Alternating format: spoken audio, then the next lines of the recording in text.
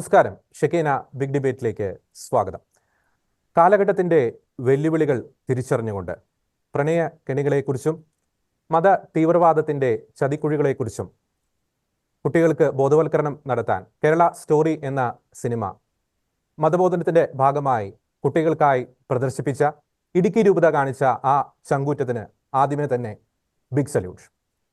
Kerala story എന്ന പേര് കേൾക്കുമ്പോൾ തന്നെ എൻ്റെ കേരളം ഇതല്ല, എൻ്റെ കേരളം ഇങ്ങനെയല്ല എന്നൊക്കെ പറഞ്ഞ് ഓരിയിടുവാൻ മത്സരിക്കുകയാണ് പ്രീണനം മാത്രം ലക്ഷ്യമാക്കി പ്രവർത്തിക്കുന്ന ഇവിടുത്തെ ചില മാധ്യമങ്ങളും ഒപ്പം രാഷ്ട്രീയ നേതാക്കളും.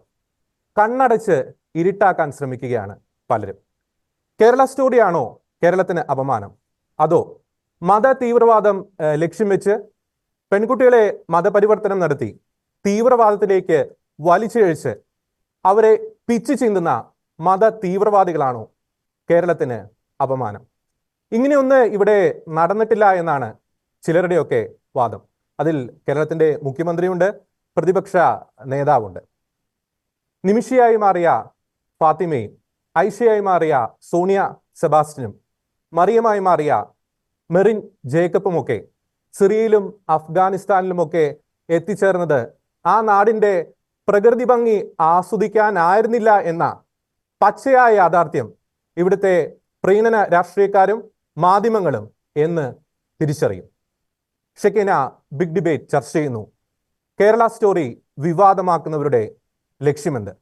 ഇന്ന് ഈ ചർച്ചയിൽ നമ്മോടൊപ്പം ചേരുന്നു ഇടുക്കി രൂപത media commission secretary father Jins Karakkad, Syro Malabar സഭ media commission secretary father Antony Vadakkekara VC, ഒപ്പം സാമൂഹ്യ നിരീക്ഷകൻ ഫാദർ സ്കോട്ട് സ്ലീബ പുളിമൂടൻ, സാമൂഹ്യ നിരീക്ഷകൻ അഡ്വക്കേറ്റ് ജസ്റ്റിൻ പള്ളിവാതിക്കൽ, കത്തോലിക്ക കോൺഗ്രസിൽ നിന്നും ഡോക്ടർ ചാക്കോ കാളാമ്പറമ്പിൽ, ഒപ്പം മതബോധന അധ്യാപകൻ ശ്രീ ജോൺസൺ കൊച്ചുപറമ്പൻ.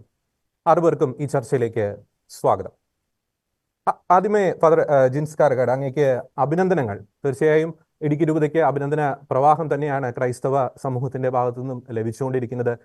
കാലോചിതമായി ഈ കാലഘട്ടത്തിന്റെ വെല്ലുവിളികൾ തിരിച്ചറിഞ്ഞ് ഈ പ്രണയ കെണികളെക്കുറിച്ച് കൃത്യമായിട്ടുള്ളൊരു ബോധവൽക്കരണം നടത്താൻ കേരള സ്റ്റോറി എന്ന ആ മനോഹരമായിട്ടുള്ള ആ ഒരു സിനിമ മതബോധന വിദ്യാർത്ഥികൾക്കായി പ്രദർശിപ്പിക്കുവാൻ ഇടുക്കി രൂപത കാണിച്ച, ഈ വിവാദങ്ങൾക്കിടയിലും ഇടുക്കി രൂപത കാണിച്ച ആ ധൈര്യത്തിനും ചങ്കൂറ്റത്തിനും അങ്ങേക്ക് അഭിനന്ദനങ്ങൾ. ആദ്യമേ എൻ്റെ ഒരു ചോദ്യം ഇതാണ്.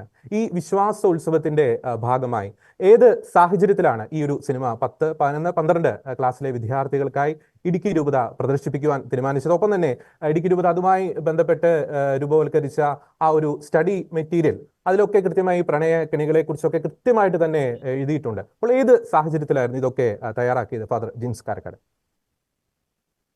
ഇടുക്കി രൂപത വർഷങ്ങളായി അവധിക്കാലത്ത് കുട്ടികൾക്ക് ഇന്റൻസീവ് കാറ്റഗിസം സുവിശേഷോത്സവം എന്ന പേരിൽ നടത്തി വരുന്നുണ്ട്. അതിന്റെ ഭാഗമായി ഈ വർഷവും ഏപ്രിൽ മാസം 2, 3, 4 തീയതികളിലായിട്ടാണ് നമ്മൾ ഈ ട്രെയിനിങ് നടത്തിയത്, സുവിശേഷോത്സവം നടത്തിയത്. സുവിശേഷോത്സവം നടത്തുമ്പോൾ നമ്മൾ ചെയ്യാറുള്ളത് ഒരു പ്രത്യേക പാഠപുസ്തകം നമ്മൾ തയ്യാറാക്കും. അത് ആനുകാലിക വിഷയങ്ങളുമായി ബന്ധപ്പെട്ട് കുട്ടികൾക്ക് അറിഞ്ഞിരിക്കേണ്ട വിഷയങ്ങളെ അവർക്ക് കാലോചിതമായി പഠിപ്പിക്കുക എന്ന ഉദ്ദേശത്തോടു കൂടിയാണ് പാഠപുസ്തകം തയ്യാറാക്കുന്നത്. അങ്ങനെ പാഠപുസ്തകങ്ങൾ തയ്യാറാക്കി അവർക്ക് 3 ദിവസങ്ങൾ ചിട്ടയായ പരിശീലനത്തിലൂടെ ആ ദിവസങ്ങൾ കൊണ്ടുപോവുകയും ചെയ്യുന്നു.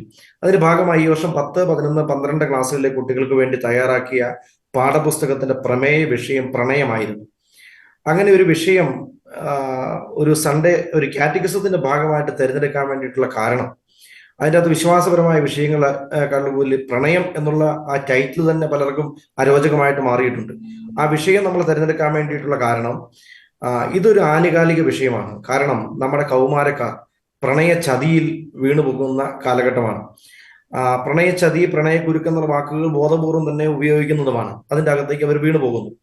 ഈ 12ാം ക്ലാസ്, 10ാം ക്ലാസ്, 11ാം ക്ലാസ്സിലൊക്കെ പഠിക്കുന്ന കുട്ടികൾ ഈ പ്രായത്തിൽ അങ്ങനെ വീണുപോകുന്ന കുട്ടികൾക്ക് തിരിച്ച് രക്ഷപ്പെടാനായിട്ടുള്ള സാധ്യതകൾ കുറവാണ് എന്നുള്ള സ്ഥിതിവിശേഷം നമ്മുടെ കൺമുമ്പിൽ ഇരിക്കെ നമ്മൾ ഈ വിഷയത്തെക്കുറിച്ച്, നമ്മുടെ കുട്ടികളുടെ ഭാവിയെക്കുറിച്ച്, അവരുടെ സുരക്ഷിതത്വത്തെക്കുറിച്ച് ജാഗ്രത പുലർത്തണം. അത് സഭ തങ്ങളുടെ വിശ്വാസ സമൂഹത്തിലെ പുതിയ തലമുറയെക്കുറിച്ച് ജാഗ്രത പുലർത്തുന്നതിന്റെ പ്രകടനമാണ് ഇടുക്കി രൂപത തയ്യാറാക്കിയിട്ടുള്ള ഈ പാഠപുസ്തകം എന്ന് ഞാൻ കരുതുകയാണ്. അതാണ് നമ്മൾ തയ്യാറാക്കി കുട്ടികൾക്ക് കൊടുത്തത്.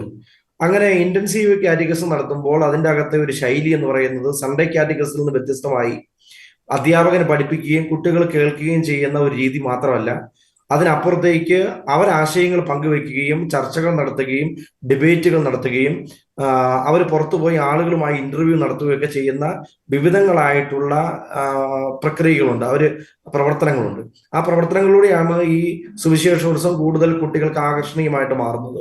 അങ്ങനെ അവർക്ക് കൊടുക്കുന്ന വിവിധങ്ങളായിട്ടുള്ള പ്രവർത്തനങ്ങളിൽ ഒരു പ്രവർത്തനമായിരുന്നു ഈ കേരള സ്റ്റോറി എന്ന് പറയുന്ന സിനിമ കാണുക, അത് ഗ്രൂപ്പിൽ ചർച്ച ചെയ്യുക, അതിന്റെ റിവ്യൂ തയ്യാറാക്കുക എന്നുള്ളത് നമ്മൾ കൊടുത്തിരുന്ന ഒരു പ്രവർത്തനം മാത്രമാണ്.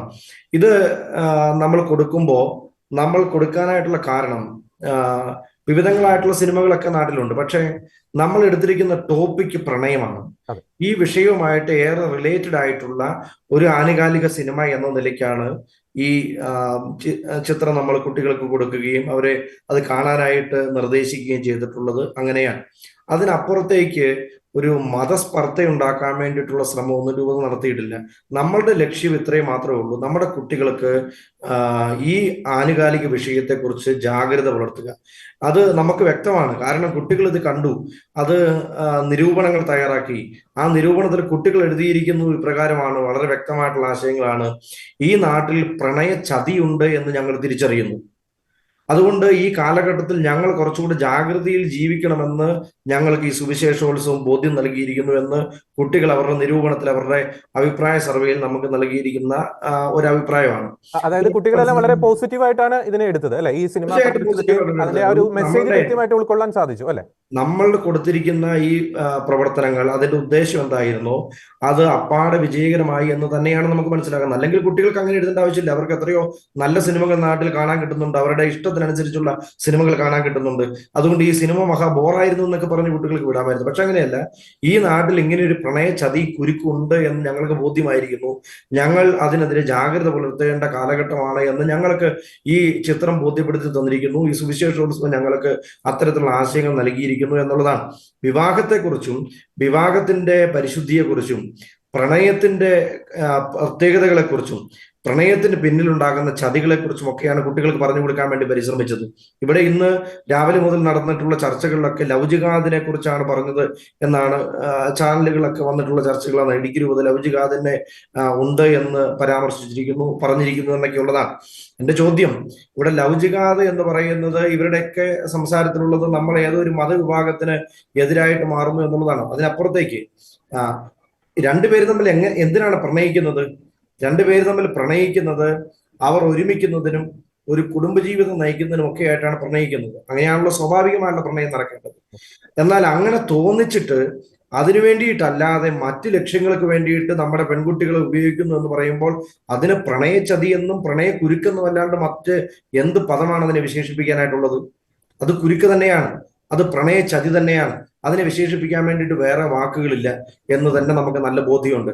അതുകൊണ്ട് നമ്മുടെ കുട്ടികളെ നമ്മൾ ചേർത്ത് പിടിച്ചിട്ട് അവരോട് പറഞ്ഞു കൊടുക്കുകയാണ്: ഇവിടെ പ്രണയ ചതിയുണ്ട്, ഇവിടെ കുരുക്കുണ്ട്, നിന്നെ പ്രണയിക്കാം, ഒന്നിച്ച് ജീവിക്കാം, നിന്റെ കൂടെ ആയിരിക്കാം എന്നൊക്കെ പറഞ്ഞ് കൂടെ കൊണ്ടുപോകുന്നവരെല്ലാവരും അങ്ങനെ ശുദ്ധമായ പ്രണയത്തിന്റെ പിന്നാലെ വരുന്നവരല്ല എന്ന് അത് കുട്ടികൾക്ക് പറഞ്ഞു കൊടുക്കേണ്ട ഉത്തരവാദിത്വം സഭയ്ക്കുണ്ട് എന്ന് ഞങ്ങൾ വിശ്വസിക്കുന്നു. അത് സഭയുടെ ഉത്തരവാദിത്വമാണ്. നമ്മുടെ കുട്ടികളെ സംരക്ഷിക്കേണ്ടതും ഈ ധാരണ കുട്ടികൾക്ക്, ഈ ബോധ്യം കുട്ടികൾക്ക് പറഞ്ഞു കൊടുക്കേണ്ടതും അത് സഭയുടെ ദൗത്യമാണ് എന്ന് കരുതുകയും അതൊരു ആനുകാലിക വിഷയമാണ്, ഈ കാലഘട്ടത്തിൽ നമ്മൾ ഏറെ ശ്രദ്ധിക്കേണ്ട വിഷയമാണ് എന്ന് ബോധ്യപ്പെടുകയും ചെയ്തതിന്റെ ഭാഗമായിട്ടാണ് ഇങ്ങനെയൊരു വിഷയം സൺഡേ സ്കൂളിലെ മുതിർന്ന ക്ലാസ്സുകൾക്ക് വേണ്ടിയിട്ട് നമ്മൾ നിയോഗിച്ചത്. അതിന്റെ ഫലമായി ഈ സമീപകാലത്തെ ഏറ്റവും ശ്രദ്ധേയമായി കൊണ്ടിരിക്കുന്ന ഈ ചലച്ചിത്രത്തെ അത് നിരീക്ഷിക്കാൻ വേണ്ടി, നിരൂപണം നടത്താൻ വേണ്ടിയിട്ട് നമ്മൾ കുട്ടികൾക്ക് കൊടുത്തിട്ടുള്ളത്. ഓക്കെ, വളരെ വ്യക്തമാണ്. അങ്ങനെയുള്ള അവസാനത്തെ ഒരു ചോദ്യം ഫാദർ ജിൻസ്, ഇത്തരം വിഷയങ്ങളെ, ഇത്തരം സാമൂഹിക തിന്മകളെ കുറിച്ച് അവബോധം നൽകുമ്പോൾ ചില കോണുകളിൽ നിന്നും കൃത്യമായിട്ടുള്ള രീതിയിലുള്ള വിവാദങ്ങൾ ചിലർ ഉണ്ടാക്കുന്നുണ്ട്. അതായത് ഒരു ഭയപ്പെടുത്തി നിശബ്ദരാക്കുന്ന ഒരു പ്രവണത. അപ്പോൾ ഇവരുടെ ഒരു ലക്ഷ്യം യഥാർത്ഥത്തിൽ എന്താണ്? അതായത് ഇത്തരം സാമൂഹ്യ തിന്മകളെ കുറിച്ച് വളർന്നു വരുന്ന തലമുറ ഒരു കാരണവശാലും അറിയരുത് എന്നൊരു ഗൂഢ അജണ്ട തന്നെ ആയിരിക്കില്ലേ ഈ വിവാദമാക്കുന്നവരുടെ ലക്ഷ്യം? ഫാദർ ജിൻസ് കാരക്കൽ. ഇത് രണ്ട് തരത്തിലാണ് വിവാദമാകാൻ വേണ്ടി ഒരു സാധ്യത. ഒന്ന്, മാധ്യമങ്ങൾ ഇത് വിവാദമാക്കുന്നു. ഒന്ന്, എല്ലാ മുഖ്യധാരാ മാധ്യമങ്ങളും ഇത് വലിയ വാർത്തയാക്കി മാറ്റിയിട്ടുണ്ട്. അത്രമാത്രം വാർത്തയാക്കാൻ മാത്രമുള്ള ഒരു വിഷയമുണ്ട് എന്ന് ഞാൻ കരുതുന്നില്ല. കാരണം നമ്മുടെ കുട്ടികൾക്ക് ഒരു സിനിമ കാണാൻ വേണ്ടി കൊടുത്തു, കുട്ടികൾ സിനിമ കണ്ടു, നിരൂപണം തയ്യാറാക്കി എന്ന് പറയുന്നത് ഇത്രമേൽ വിവാദമാകാൻ വേണ്ടിയിട്ട് എന്താണ് ഇരിക്കുന്നത്? കേരള സ്റ്റോറി എന്ന് പറയുന്ന സിനിമ ഔദ്യോഗികമായിട്ടിട്ട് OTT പ്ലാറ്റ്ഫോമിൽ റിലീസ് ചെയ്ത പടമാണ്. ഇത് തിയേറ്ററുകളിൽ ഓടിയ പടമാണ്. ഇത് എല്ലാ മനുഷ്യർക്കും സംലഭ്യമാക്കിയ പടമാണ്. ഇത് ഒരു സാമൂഹിക ദ്രോഹം എന്ന് പറഞ്ഞുകൊണ്ട് ആരും ബാൻ ചെയ്തിട്ടോ ഇത് നിരോധിക്കപ്പെട്ട സിനിമയൊന്നുമില്ല. ഇത് ഔദ്യോഗികമായി അംഗീകരിക്കപ്പെട്ട് ജനത്തിന് വേണ്ടി കൊടുത്ത സിനിമയാണ്. അങ്ങനെ ഔദ്യോഗികമായി പുറത്തിറങ്ങിയ ഒരു സിനിമ അത് കാണാൻ പറ്റില്ല എന്ന് പറഞ്ഞ് വാശി പിടിക്കുന്നതിന്റെ പിന്നിൽ എന്താണ് ദുരുദ്ദേശം ഉള്ളത്? അതിന്റെ പിന്നിൽ അജണ്ടകൾ ഉണ്ടാകും. മാധ്യമങ്ങൾ ഇത്ര കണ്ട് കൊട്ടിഘോഷിക്കാൻ വേണ്ടിയിട്ട് എന്താണ് ഇരിക്കുന്നത്? ഇതിനെ ഇത്രമാത്രം വലിയ വാർത്തയാക്കി ചിത്രീകരിക്കാൻ വേണ്ടി എന്താണ് ഈ വാർത്താ പ്രാധാന്യമുള്ളത്? ഇവിടെ നമുക്കറിയാം, നാളുകൾക്ക് മുമ്പ് കക്കുകളിയൊക്കെ ഇറങ്ങിയപ്പോൾ ഈ കണ്ട മുഖ്യധാരാ മാധ്യമങ്ങൾ ആരും ഇതുപോലെ ചാനൽ ക്യാമറകളുമായിട്ട് ഒരിടത്തും പോയി നമ്മൾ കണ്ടിട്ടില്ല. നമ്മളാരും നമ്മൾ എത്രയോ ഇടങ്ങളിൽ പോയി പ്രതിഷേധിച്ചു. ഇവിടെ ചാനലുകാർ ഈ വിഷയം ഏറ്റെടുത്ത് കഴിഞ്ഞിരിക്കുന്നു. അവരതിനെ വലിയ വിവാദം എന്ന് പറഞ്ഞുകൊണ്ടാണ് ഇന്ന് മുഖ്യധാര മാധ്യമങ്ങളൊക്കെ ഇന്ന് അവതരിപ്പിക്കുക പോലും ചെയ്തത്. ഞാൻ ചോദിച്ചത്, ഇവിടെ നമ്മൾ എത്രയോ ഇടങ്ങളിൽ, നമ്മുടെ തെരുവോരങ്ങളിൽ മുഴുവൻ നമ്മൾ സമരം നടത്തി, നമ്മുടെ പള്ളികൾ കേന്ദ്രീകരിച്ച് നമ്മൾ പ്രക്ഷോഭങ്ങൾ നടത്തി. എന്നിട്ട് ആരാണ് ഈ കക്കുകളിക്കെതിരെ ഏത് മാധ്യമങ്ങളാണ് പ്രതികരിക്കാൻ വേണ്ടി പോയത്? ആരും അനങ്ങിയില്ല എന്ന് നമ്മൾ മനസ്സിലാക്കണം. അതുകൊണ്ട് ഇവർക്ക് പിന്നിൽ ഇവർക്ക് ലക്ഷ്യമുണ്ട്, ഇവർക്ക് ഇവരുടേതായിട്ടുള്ള സ്ഥാപിത താല്പര്യങ്ങളൊക്കെ ഉണ്ട്. രണ്ടാമത്, ഇത് രാഷ്ട്രീയ പാർട്ടികളാണ് ഇതിനെ വിമർശിക്കാൻ വേണ്ടിയിട്ടും വിവാദമാക്കാൻ വേണ്ടി നടക്കുന്നത്. ഇലക്ഷൻ കാലം ആയതുകൊണ്ട് അവര് ഒരുപാട് ആക്രമിക്കാൻ സാധ്യതയില്ല എന്ന് തന്നെയാണ് ഞാൻ വിശ്വസിക്കുന്നത്. എങ്കിലും ഒരാൾ പോലും ഇതിനെ അനുകൂലിക്കാൻ സാധ്യതയില്ല. എല്ലാവരും ഇത് കഴിഞ്ഞ ദിവസങ്ങളൊക്കെ ദൂരദർശന് വരുമ്പോഴേക്കും എല്ലാ രാഷ്ട്രീയ പാർട്ടികളും ഒരുപോലെ ഒറ്റക്കെട്ടായിട്ട് നിന്നതാണ് ഇത് നിരോധിക്കണമെന്നൊക്കെ പറഞ്ഞ് നമ്മൾ കേട്ടതാണ്. അപ്പോ അങ്ങനെ എല്ലാവരോടും സംഘടിതരായി ഇതിനു വേണ്ടി വാദിക്കാൻ വേണ്ടിയിട്ടുള്ള കാരണം എന്താണ്? അപ്പം ഇതിന്റെ പിന്നിൽ രാഷ്ട്രീയ താല്പര്യമുണ്ട്, ഇതിന്റെ പിന്നിൽ ഒരു രാഷ്ട്രീയ അജണ്ടയുണ്ട്, ഇവർക്കെല്ലാം ഒരു വോട്ട് ബാങ്ക് സംവിധാനമുണ്ട്, ഒക്കെയുണ്ട്. എല്ലാം ഉള്ളപ്പോഴും നമ്മുടെ കുഞ്ഞുങ്ങളെ സുരക്ഷിതമായി സൂക്ഷിക്കാൻ വേണ്ടിയുള്ള ഉത്തരവാദിത്വം നമുക്കുണ്ട് എന്ന് നമ്മൾ നന്നായിട്ട് ബോധ്യപ്പെടുന്നതിന്റെ പരിണിത ഫലമാണ് നമ്മൾ ഈ ആരും നമ്മളെ സപ്പോർട്ട് ചെയ്യില്ല എന്ന് പരിപൂർണമായ വിശ്വാസം ഉള്ളതിനിടയ്ക്കും നമ്മൾ ഈ വിഷയം അങ്ങനെ ഒളിച്ചൊന്നും വെക്കാതെ കുട്ടികൾക്ക് മുമ്പിൽ അവതരിപ്പിക്കുകയും അവർക്ക് ബോധ്യം നൽകാൻ വേണ്ടി പരിശ്രമിക്കുകയും ചെയ്യുന്നു. തീർച്ചയായും. ലാസ്റ്റായിട്ട് ഒരു കാര്യം കൂടി, ഇത്തരം വിവാദങ്ങളിൽ തളരാതെ ഇത്തരം കാലഘട്ടത്തിന് അനിവാര്യമായിട്ടുള്ള രീതിയിലുള്ള പരിശീലനങ്ങൾ, ഇത്തരം സാമൂഹ്യ തിന്മകൾക്കെതിരെ ഇനിയും ധീരതയോടുകൂടി തന്നെ കുട്ടികൾക്കായിട്ട്, വിശ്വാസി സമൂഹത്തിനായിട്ട് ഇടുക്കി രൂപത നടത്തും എന്നൊരു വ്യക്തമായ ഒരു സന്ദേശം തന്നെയാണോ അങ്ങേക്ക് ഈ ഒരു ഘട്ടത്തിൽ നൽകാനുള്ളത്? തീർച്ചയായിട്ടും ഇടുക്കി രൂപതയുടെ കഴിഞ്ഞ കാലത്ത് ചരിത്രമൊക്കെ എടുത്ത് പരിശോധിക്കുമ്പോഴും ഇത് തന്നെയാണ് നമ്മൾ കാണുന്നത്.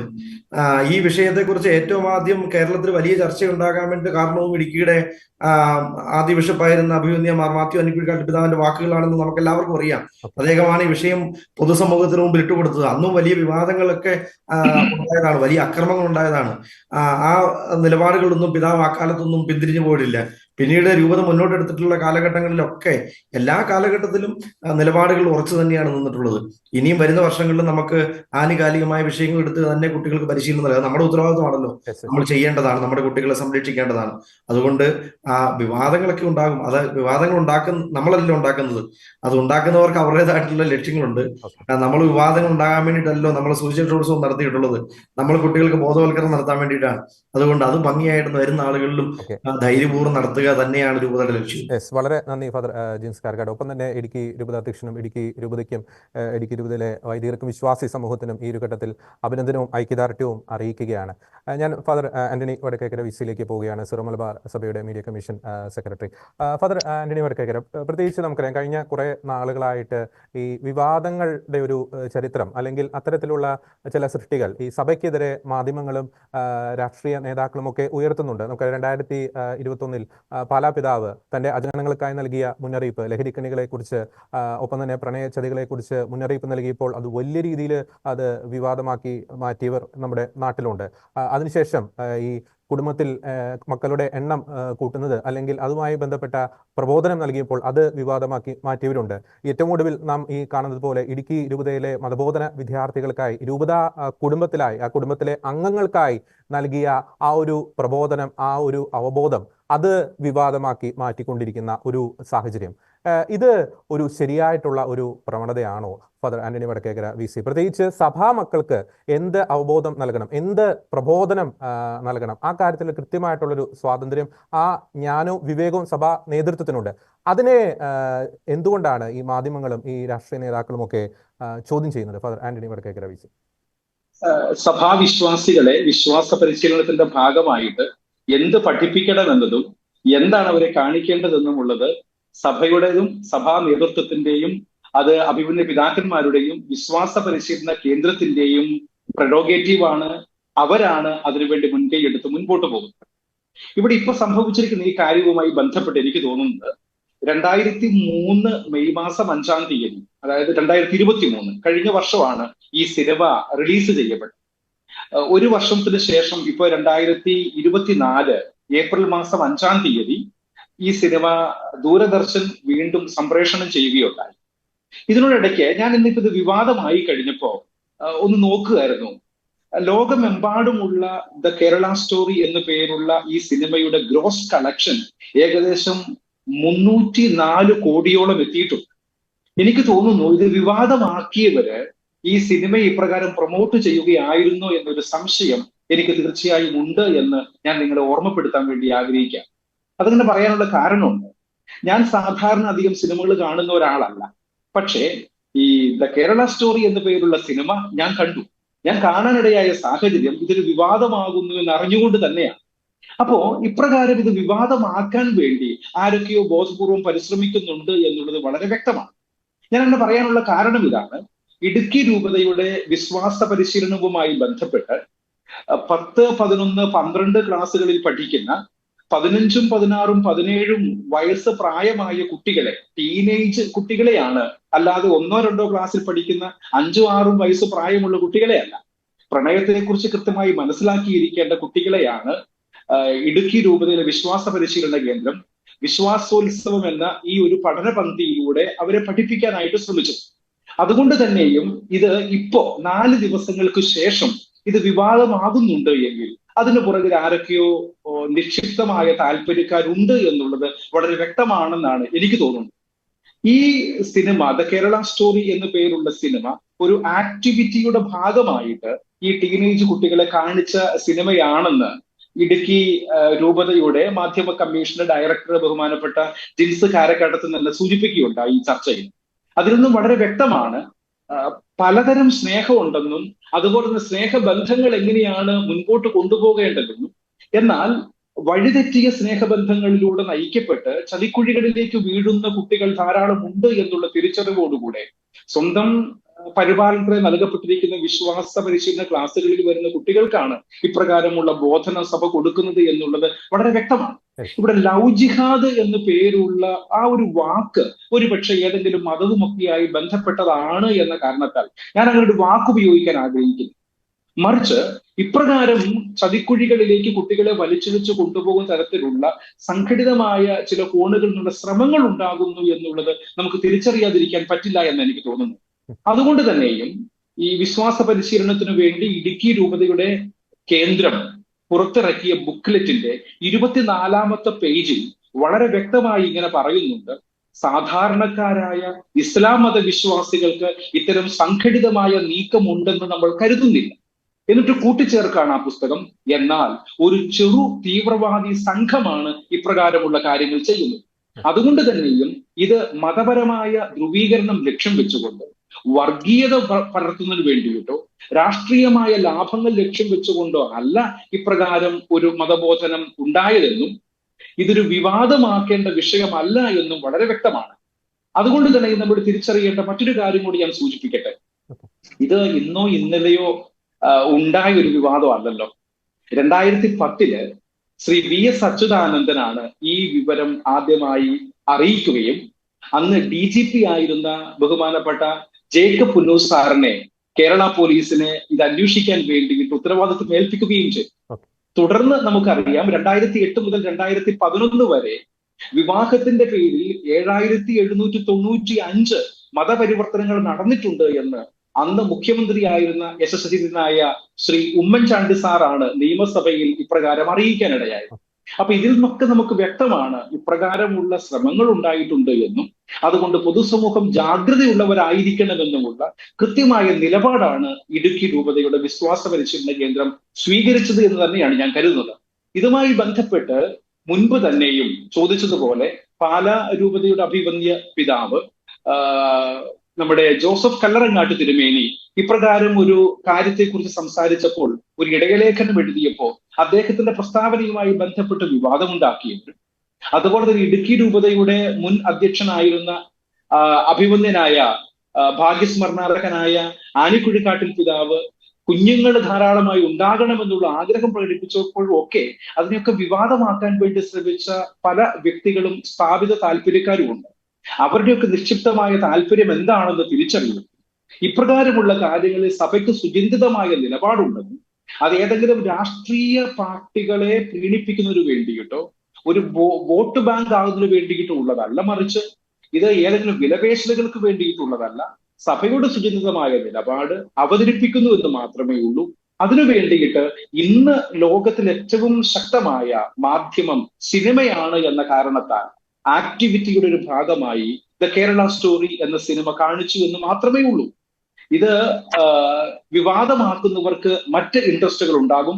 സഭ എന്തായാലും ഇതൊരു വിവാദ വിഷയമായി കാണുന്നില്ല, മറിച്ച് നമ്മുടെ കുട്ടികളെ ബോധവൽക്കരിക്കാൻ വേണ്ടിയിട്ട്, ജാഗ്രതയുള്ളവരാക്കാൻ വേണ്ടിയിട്ട് ശ്രമത്തിന്റെ ഭാഗമാണ് എന്ന് തന്നെയാണ് സഭ ഇതിനെക്കുറിച്ച് മനസ്സിലാക്കുന്നത്. ഓക്കെ, സഭയുടെ നിലപാട് വളരെ വ്യക്തമായിട്ട് തന്നെ ആന്റണി അച്ഛൻ പറഞ്ഞു. അവസാനമായി ഒരു ചോദ്യം കൂടി ഫാദർ ആന്റണി, പ്രത്യേകിച്ച് ഇടുക്കി രൂപത സ്വീകരിച്ച ഈ ധീരതയാർന്ന ഈ ഒരു നിലപാട് സിറോ മലബാർ സഭയിൽ മാത്രമല്ല കേരള സഭയിലെ മറ്റ് രൂപതകൾക്കും മാതൃകയാക്കാവുന്ന ഒരു നിലപാട് കൂടിയല്ലേ ഫാദർ ആന്റണി വടക്കേക്കര? ഇതൊരു വിവാദമായി ഇങ്ങനെ മാധ്യമ പ്രവർത്തകരൊക്കെ എന്നെ വിളിക്കാൻ തുടങ്ങിയപ്പോ ഞാൻ ആദ്യം ചെയ്തത് ഇടുക്കി രൂപതയുടെ പിതാവിനെ, അഭിവന്ദ്യ മാർ ജോൺ നെല്ലിക്കുന്നേൽ പിതാവിനെ വിളിക്കുകയായിരുന്നു. ഞാൻ പിതാവിനെ വിളിച്ചു, പിതാവുമായി സംസാരിച്ചു, പിതാവ് ഏത് സാഹചര്യത്തിലാണ് ഇക്കാര്യം ഉണ്ടായതെന്ന് അന്വേഷിച്ചു. അതിനുശേഷം അവിടുത്തെ മാധ്യമ കമ്മീഷന്റെ ഡയറക്ടറേറ്റിനുമായിട്ട് സംസാരിച്ചു. അതിനുശേഷം ഞാൻ അവരിൽ നിന്നും കിട്ടിയ ഡാറ്റ വെച്ചുകൊണ്ട് സിറോ മലബാർ സഭയുടെ തലവനും പിതാവുമായ മേജർ ആർച്ച് ബിഷപ്പ് അഭിവന്ദ്യ മാർ റാഫേൽ തട്ടിൽ പിതാവുമായിട്ടും ഈ വിഷയം സംസാരിച്ചു. അതിനുശേഷമാണ് പ്രതികരണങ്ങൾ ഞാൻ നൽകിയത്. ഇവിടെ നമ്മൾ മനസ്സിലാക്കേണ്ട ഒരു കാര്യം, നമ്മുടെ വിശ്വാസികളുടെ സമൂഹത്തെ എപ്രകാരമാണ് ബോധ്യങ്ങൾ നൽകി വളർത്തേണ്ടത് എന്നതിനെ കുറിച്ച് സഭയ്ക്ക് കൃത്യമായ കാഴ്ചപ്പാടുണ്ട്. അത് ആരെങ്കിലും വിവാദമാക്കുന്നത് കൊണ്ട് നമ്മളിൽ നിന്നും പുറകോട്ട് പോകുന്ന ഒരു പരിപാടിയില്ല, മറിച്ച് ഇതൊരു തിരഞ്ഞെടുപ്പ് കാലമായതുകൊണ്ടാകാം ഒരുപക്ഷെ ഇതൊരു വിവാദമാക്കി കൊണ്ടുവരാൻ ചില കോണുകളിൽ നിന്ന് ശ്രമം നടന്നത് എന്ന് തന്നെയാണ് ഞാൻ കരുതുന്നത്. എന്തുമാകട്ടെ, ഇപ്രകാരമുള്ള ഒരു കാര്യം കൂടി ഞാൻ കൂട്ടിച്ചേർക്കാണ്. ഈ കേരള സ്റ്റോറി എന്ന പേരുള്ള സിനിമ ഞാൻ കണ്ടതാണ്. ഇത് ഒരു മോശം സിനിമയാണ് എന്നൊരു അഭിപ്രായം എനിക്കില്ല. കലാമൂല്യമുള്ള, കണ്ടിരിക്കേണ്ട വസ്തുതകൾ, എന്തെങ്കിലുമൊക്കെ വ്യത്യാസങ്ങൾ ഉണ്ടെങ്കിൽ, ഫിഗേഴ്സിലൊക്കെ വ്യത്യാസങ്ങൾ ഉണ്ടെങ്കിൽ അതൊക്കെ കണ്ടസ്റ്റ് ചെയ്യപ്പെടാം. എന്നാലും അവതരിപ്പിക്കപ്പെടുന്ന പ്രമേയം ടീനേജ് വിദ്യാർത്ഥികളുടെ ഇടയിൽ ചർച്ച ചെയ്യപ്പെടേണ്ടതാണെന്നും അവർക്ക് കൃത്യമായ അവബോധത്തിലേക്കും ജാഗ്രതയുള്ളവരായി വളരാൻ കുട്ടികളെ ബോധവൽക്കരിക്കാൻ ഇത് ഉപകരിക്കുമെന്ന് തന്നെയാണ് എന്റെ സുചിന്തിതമായ അഭിപ്രായം. വളരെ നന്ദി ഫാദർ ആന്റണി വടക്കേക്കര VC, പ്രത്യേകിച്ച് ഈ ഒരു വിഷയത്തിൽ സിറോ മലബാർ സഭയുടെ ഒരു നിലപാട് പങ്കുവച്ചതിന് എനിക്ക് വളരെ നന്ദി. ഫാദർ സ്കോട്ട് സ്റ്റീബ പുളിമോണ്ട്, പ്രത്യേകിച്ച് നേരത്തെ ഫാദർ ആന്റണി വടക്കേക്കര പറഞ്ഞതുപോലെ ഇത്തരം സംഭവങ്ങൾ, അതായത് വിശ്വാസികളെ ബോധവൽക്കരിക്കുന്ന കാര്യങ്ങൾ, അത്തരം കാര്യങ്ങൾ വിവാദമാക്കുന്ന ഒരു പ്രവണത ഒരു കാരണവശാലും അംഗീകരിക്കാൻ സാധിക്കുകയില്ല. ഈ കേരള സ്റ്റോറിയുടെ തന്നെ വിഷയം എടുക്കുകയാണെങ്കിൽ, ഞാൻ ആ സിനിമ കണ്ട വ്യക്തിയാണ്, അങ്ങ് ആ സിനിമ കണ്ടു എന്ന് തന്നെ ഞാൻ പ്രതീക്ഷിക്കുന്നു. പ്രത്യേകിച്ച് മത തീവ്രവാദത്തെക്കുറിച്ച്, ഈ തീവ്രവാദത്തിന്റെ കെണികളെക്കുറിച്ച്, ഈ പ്രണയ കെണികളെക്കുറിച്ചൊക്കെ കൃത്യമായിട്ട് തന്നെ വളരെ ബ്യൂട്ടിഫുൾ ആയിട്ട് തന്നെ അതിൻ്റെ അകത്ത് വിവരിക്കുന്നുണ്ട്. എങ്ങനെയാണ് ഒരു പെൺകുട്ടിയെ ഇത്തരം തീവ്രവാദ ശക്തികൾ ട്രാപ്പിലാക്കുന്നത്, പിന്നീട് അവരെ മതപരിവർത്തനം ചെയ്യുന്നു, പിന്നെ തീവ്രവാദ പ്രവർത്തനങ്ങൾക്കായിട്ട് സിറിയയിലും അഫ്ഗാനിലും ഒക്കെ അവർ എത്തിച്ചേരുന്നു, അവരുടെ ജീവിതം എങ്ങനെ പിച്ചു ചീന്തപ്പെട്ടു കൃത്യമായി തന്നെ പറയുന്നു. അപ്പോൾ ഇത്തരം കാര്യങ്ങൾ, അതായത് മത തീവ്രവാദത്തെ വിമർശിക്കുമ്പോൾ, മത തീവ്രവാദത്തെ തുറന്നു കാട്ടുമ്പോൾ എന്തുകൊണ്ടാണ് നമ്മുടെ രാഷ്ട്രീയക്കാർക്കും നമ്മുടെ മാധ്യമങ്ങൾക്കും ഒക്കെ ഇത്രയധികം പൊള്ളുന്നത്? നമ്മുടെ ദൂരദർശനിലെ ആ ഒരു സിനിമ പ്രദർശനവുമായി ബന്ധപ്പെട്ട് തെരഞ്ഞെടുപ്പ് കമ്മീഷനും അല്ലെങ്കിൽ അതുമായി ബന്ധപ്പെട്ട കേസിന് വരെ പോകാൻ തയ്യാറെടുത്ത് നിൽക്കുന്നവരാണ് നമ്മുടെ സംസ്ഥാനം ഭരിക്കുന്ന മുഖ്യമന്ത്രിയും അല്ലെങ്കിൽ പ്രതിപക്ഷ നേതാവും ഒക്കെ. ഈ തീവ്രവാദത്തെ തൊടുമ്പോൾ, അതിന്റെ പൊയ്മുഖത്തെ തുറന്നു കാണിക്കുമ്പോൾ എന്തുകൊണ്ടാണ് പലർക്കും പൊള്ളുന്നത്, നമ്മുടെ കേരളത്തിലെ പലർക്കും പൊള്ളുന്നത്? Father Scott Stephen. ആദ്യമേ തന്നെ ഈ ചോദ്യത്തോട് പ്രതികരിക്കുന്നതിന് മുമ്പ് ഇടുക്കി രൂപത കാണിച്ച നിലപാടിനെ അങ്ങേയറ്റം ശ്ലാഘിക്കുകയാണ്. കാരണം നമ്മുടെ കുഞ്ഞുങ്ങൾക്ക് പറഞ്ഞു കൊടുക്കേണ്ട ഒരു കാര്യമാണ് അവർ പറഞ്ഞു കൊടുത്തത്. എന്നെ സംബന്ധിച്ചിടത്തോളം എന്റെ വ്യക്തിപരമായ ഒരു അഭിപ്രായം പറഞ്ഞാൽ എന്റെ കുടുംബത്തിലുള്ള കുഞ്ഞുങ്ങളോട് ഞാൻ പറയുന്ന കാര്യങ്ങളാണ് ഈ സിനിമയിലൂടെ കാണിക്കുന്നത്. അപ്പോൾ ഞാൻ പറഞ്ഞു കൊടുക്കുന്നതിനേക്കാൾ ഉപരിയായിട്ട് ഇത്തരം മാധ്യമങ്ങളെ ഏതെങ്കിലും ഒരു കലാരൂപം വഴി അത് ആ കുട്ടികളിലേക്ക് കൂടുതലായിട്ട് ശ്രദ്ധ കൊടുക്കാനായിട്ട് സാധിക്കുന്നു. നമ്മൾ ഏത് കാര്യം ഉദാഹരണങ്ങളായിട്ട് ചില കാര്യങ്ങൾ കുഞ്ഞുങ്ങളോട് പറയുമ്പോൾ നമ്മൾ സിനിമയിലെ കഥകളൊക്കെ പെട്ടെന്ന് കോട്ട് ചെയ്യുമ്പോഴും അല്ലെങ്കിൽ ചില പ്രസംഗങ്ങളിലൊക്കെ ചില സിനിമകളുമായി ബന്ധപ്പെട്ട കാര്യങ്ങളൊക്കെ പറയും, പെട്ടെന്ന് ആളുകൾ സ്ട്രൈക്ക് ചെയ്യും. അപ്പോൾ ഇവിടെ നടക്കുന്ന ഈ ഒരു സാമൂഹിക വിപത്തിനെ നമ്മുടെ കുഞ്ഞുങ്ങൾക്ക് പറഞ്ഞു കൊടുക്കാൻ ഏറ്റവും നല്ല മീഡിയ ആയിരുന്നു സിനിമ എന്നുള്ളത്. ആ സിനിമയിൽ ഏറ്റവും നല്ലതായിട്ട് എനിക്ക് ഇന്ന് തോന്നിയത് ഈ കേരള സ്റ്റോറി എന്ന് പറയുന്ന ഒരു സിനിമ തന്നെയാണ്. ഞാനും കണ്ടതാണ്.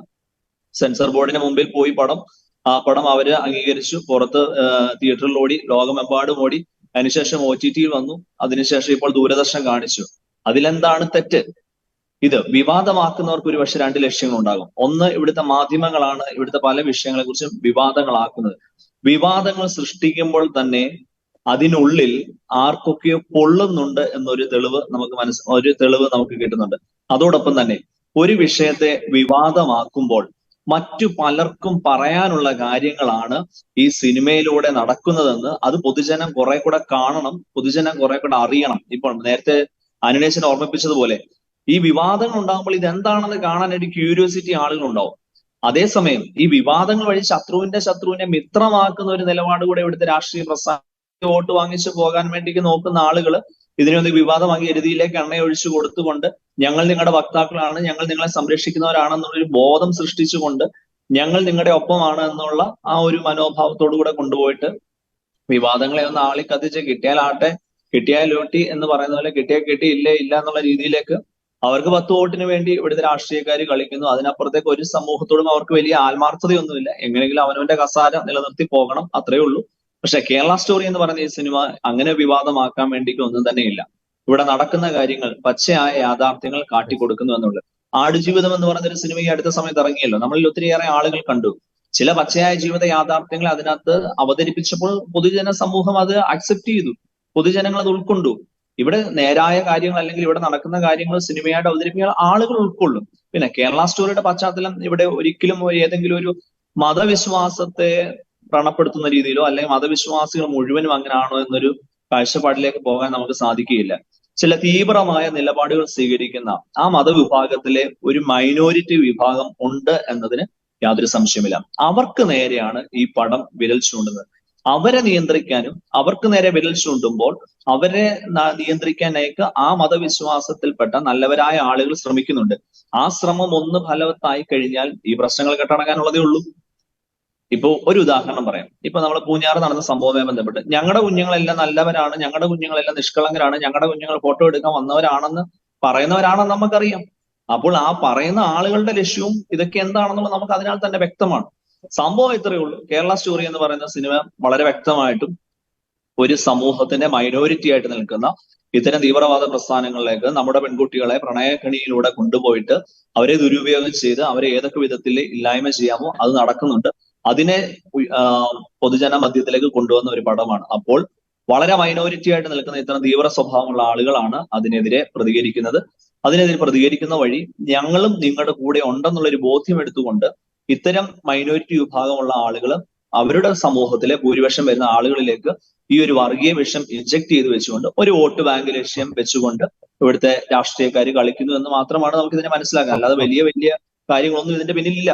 ഓക്കെ, ഒരു ചോദ്യം കൂടി ഫാദർ സ്കോട്ട് സ്ലീവ. പലപ്പോഴും ഈ കേരള സ്റ്റോറി വിവാദമാക്കുന്നവർ അതിനകത്ത് പറഞ്ഞ ചില ഫിഗർ, ഇപ്പം 32,000 അങ്ങനെ പറഞ്ഞ ചില ഫിഗറിനെയാണ് വിവാദമാക്കുന്നത്. പക്ഷേ മറുസൈഡിൽ ഞാൻ നേരത്തെ ഈ ഇൻട്രോയിൽ പറഞ്ഞതുപോലെ ഈ ഐഷയായിട്ട് മാറിയ ഈ സോണിയ സെബാസ്റ്റ്യനും ഫാത്തിമയെ മാറിയ നിമിഷയും മറിയമായി മാറിയ മെറിം ജേക്കബും ഒക്കെ ജീവിക്കുന്ന രക്തസാക്ഷികളെ അല്ലെങ്കിൽ അത്തരത്തിൽ ഈ തീവ്രവാദത്തിന്റെ പിടിയിൽപ്പെട്ട് അവരുടെ ജീവിതം ഹോമിക്കപ്പെട്ട് അഫ്ഗാൻ ജയിലുകളിൽ കഴിയുന്നുണ്ട്. നേരത്തെ അങ്ങ് സൂചിപ്പിച്ച ഈ ആടുജീവിതം ഒരു വ്യക്തിയുടെ പച്ചയായ ജീവിത യാഥാർത്ഥ്യമാണ് ആ സിനിമയിലൂടെ കാണിക്കുന്നത്. പക്ഷേ ഈ ഫിഗറിനെ ചൊല്ലിയാണ് ചിലർ വിവാദമാക്കുന്നത്.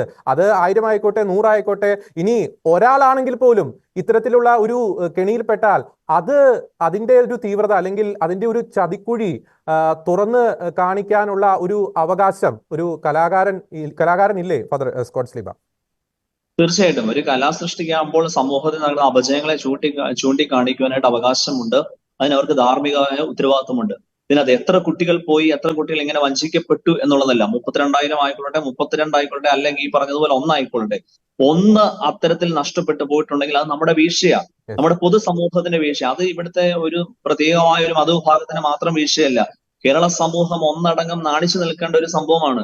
നമുക്കൊക്കെ അതിനകത്ത് ഉത്തരവാദിത്വമുണ്ട്. ഇവിടുത്തെ നാനാജാതി മതസ്ഥരായിട്ട് സഹവർത്തിത്വത്തോട് കഴിയുന്ന ദൈവത്തിന്റെ സ്വന്തം നാട് എന്ന് പറയുന്ന ഈ കേരളത്തിൽ നമ്മൾ ഏക മനസ്സോടുകൂടെ ഒരുമിച്ച് എല്ലാവരും ജീവിക്കുമ്പോൾ നമ്മുടെ കൂട്ടത്തിൽ നിന്ന്, അത് ക്രിസ്ത്യൻ സമൂഹത്തിൽ നിന്ന് പെൺകുട്ടി പോയാൽ ആയിക്കൊള്ളട്ടെ, അല്ലെ ഹിന്ദു ആയിക്കൊള്ളട്ടെ, മുസ്ലിം ആയിക്കൊള്ളട്ടെ, അല്ലെ മുസ്ലിം സമൂഹത്തിൽ നിന്ന് യുവജനങ്ങൾ ഇത്തരം തീവ്രവാദ പ്രസ്ഥാനങ്ങൾ പോകുന്നുണ്ടെങ്കിൽ അത് നമ്മുടെ എല്ലാവരുടെയും വീഴ്ചയാണ്. ധാർമ്മികമായിട്ട് നമുക്ക് അവരെ വളർത്തിക്കൊണ്ടുവരുവാനായിട്ട് ധാർമ്മിക മുഖം അവർക്ക് കാട്ടിക്കൊടുക്കാൻ കഴിയാതെ പോയത് കൊണ്ട് ആ ഒരു ധാർമ്മിക മൂല്യച്യുതിയെ കേരള സ്റ്റോറി എന്ന് പറയുന്ന സിനിമയിലൂടെ അവതരിപ്പിക്കുന്നതിനകത്ത് എന്താണ് തെറ്റുള്ളത്? അതിനകത്ത് തെറ്റില്ല, അതിനകത്ത് യാതൊരു തെറ്റുമില്ല. എത്ര ആളുകൾ പോയി എന്നുള്ളതല്ല, ഈ വിഷയങ്ങൾ, ഇങ്ങനെയൊക്കെ വിഷയങ്ങൾ ഉണ്ടെന്നുള്ളത് ഇവിടെ ആദ്യമായിട്ട് കൊണ്ടുവന്നത്, അല്ലെങ്കിൽ പറയപ്പെടുന്നത്, അല്ലെങ്കിൽ സഭാ നേതൃത്വം മാറ്റി വെച്ച് കഴിഞ്ഞാൽ ഇവിടുത്തെ ഒരു രാഷ്ട്രീയ നേതാവായ വി എസ് അച്യുതാനന്ദനാണ് ഇത് ആദ്യമായിട്ട് പറഞ്ഞത്. പിന്നീട് Yogi Adityanath V S അച്യുതാനന്ദനെ coat ചെയ്തുകൊണ്ട് ഇത്തരം സംഭവങ്ങൾ നടക്കുന്നുണ്ടെന്ന് പറയുന്നു. അപ്പോൾ ദേശീയ നേതൃത്വവും അല്ലെങ്കിൽ കേരള സംസ്ഥാനത്തിന്റെ നേതൃത്വവും പലപ്പോഴായിട്ടും പല അവസരങ്ങളായിട്ട് ഇത്തരം പ്രവണതകൾ ഇവിടെ നടക്കുന്നുണ്ട് എന്ന് വിളിച്ചറിയിക്കുമ്പോൾ അത്തരം ഒരു സിനിമയിലൂടെ ഈ വസ്തുതകളെ, പിന്നെ എനിക്ക് കേരള സ്റ്റോറി കണ്ടപ്പോൾ നമ്മുടെ കൊച്ചുങ്ങൾക്ക് പറഞ്ഞു കൊടുക്കാൻ ഏറ്റവും നല്ല മാർഗം ഈ സിനിമ കാണിക്കുക എന്നുള്ളത് തന്നെയാണ്. നമ്മുടെ കൊച്ചുങ്ങൾ എങ്ങനെയാണ് നമ്മുടെ കുട്ടികളെ വഴിതെറ്റിക്കാനായിട്ട് പലരും ഉപയോഗിക്കപ്പെടുന്നത്, എങ്ങനെയാണ് കൊണ്ടുപോകുന്നത് എന്നുള്ളത്, അത് നമ്മുടെ കുഞ്ഞുങ്ങൾക്ക് പറഞ്ഞു കൊടുക്കാൻ നമ്മൾ വാചാലമാകുന്നതിനേക്കാൾ നല്ലതാണ് ഒരു 2 മണിക്കൂർ 16 മിനിറ്റോളം വരുന്ന ഈ സിനിമ നമ്മുടെ കുട്ടികളെ കാണിക്കുക എന്നുള്ളത്. അത് നമ്മൾ സധൈര്യം തുടർന്നുകൊണ്ടിരിക്കുക. വിവാദമാക്കാൻ വേണ്ടി ആഗ്രഹിക്കുന്നത് വിവാദമാക്കിക്കൊണ്ടിരിക്കും. വിവാദമാക്കുന്നവരുടെ ലക്ഷ്യം ഇത് ഇപ്പൊ ഒരു തെരഞ്ഞെടുപ്പ് കാലമാണ്, എങ്ങനെയെങ്കിലും സഭയ്ക്കെതിരെ ഒന്ന് കുറച്ച് ആളുകളെ ഒന്ന് കൂട്ടിയണർത്തി കൊണ്ടുവരണം, സഭയുടെ നിലപാടുകൾ അങ്ങനെയാണെന്നുള്ള ഒരു പൊതുധാരണ കൊണ്ടുവരണം, പലർക്കും പലയിടങ്ങളിലായിട്ട് ഉണ്ടാകേണ്ട ചില വോട്ടുകളൊക്കെ അങ്ങോട്ടും ഇങ്ങോട്ടൊക്കെ മറിക്കണം, ചില വോട്ടുകൾ കൃത്യമായിട്ട് വീഴേണ്ടടുത്ത് വീഴ്ത്തണം എന്നുള്ള ശ്രമത്തോടു കൂടിയാണ് ഇത് വിവാദമാക്കാൻ ഇവർ ശ്രമിച്ചുകൊണ്ടിരിക്കുന്നത്. പക്ഷെ സിനിമ എന്ന് പറയുന്ന മാധ്യമത്തിലൂടെ നമുക്ക് ഇത്തരം കാര്യങ്ങൾ ചൂണ്ടിക്കാണിക്കുന്നതിൽ യാതൊരു തെറ്റുമില്ല. കക്ക് കളിക്ക് വേണ്ടി കുട പിടിച്ചവരൊക്കെ ഇന്ന് എന്തുകൊണ്ട് ഇതിനെതിരെ സംസാരിക്കുന്നു?